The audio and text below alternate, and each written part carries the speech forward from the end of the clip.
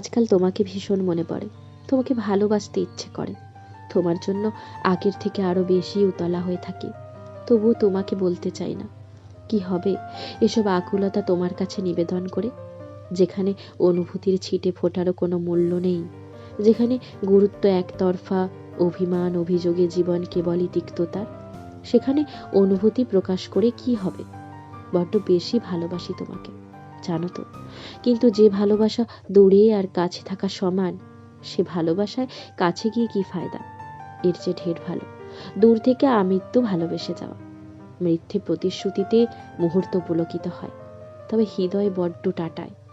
এমন অনিশ্চিত অপেক্ষা নিয়ে অবহেলায় পড়ে থাকতে কার বা ভালো লাগে? পৃথিবী এক অদ্ভুত নিয়মে, এক পক্ষ গভীর হলেই অপর পক্ষের অবহেলা বেড়ে যায়। গুরুত্ব অবহেলায় যখন মানুষ হাঁসফাঁস করে, তখনই চায় মুক্তি। কিন্তু আমি তো মুক্তি চাইনি। আমি যে বাঁচতে চেয়েছি, বাঁচার মতো করে, তোমার কাছে, তোমার ভালোবাসায়, তোমার আদরে। আর তুমি দিনের পর দিন, মাসের পর মাস দেখেও না দেখার ভান করেছ। আকুলতা আর ব্যাকুলতা নিয়ে হতাশায় নিমজ্জিত হয়ে যখন আমি অসহায়ের মতো তোমার কাছে সময় ভিক্ষা চেয়েছি, তখন পৃথিবীর জাগতিক ব্যস্ততা তোমার পৃথিবীতে।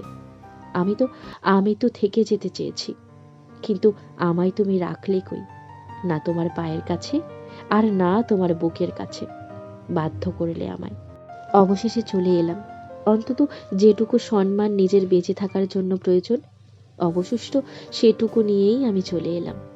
আমার না থাকা জুড়ে তোমার পৃথিবীতে কোনো শোক নেই, কোনো হাহাকার নেই। অথচ আমার পৃথিবীতে তুমিময় শূন্যতা আর হাহাকারে আমি যে ভালো থাকতে পারছি না। অথচ দেখো, তবুও তোমার পায়ে পড়ে, চিৎকার করে, কান্নায় ভেঙে পড়ে বলছি না, আমি যে আর পারছি না।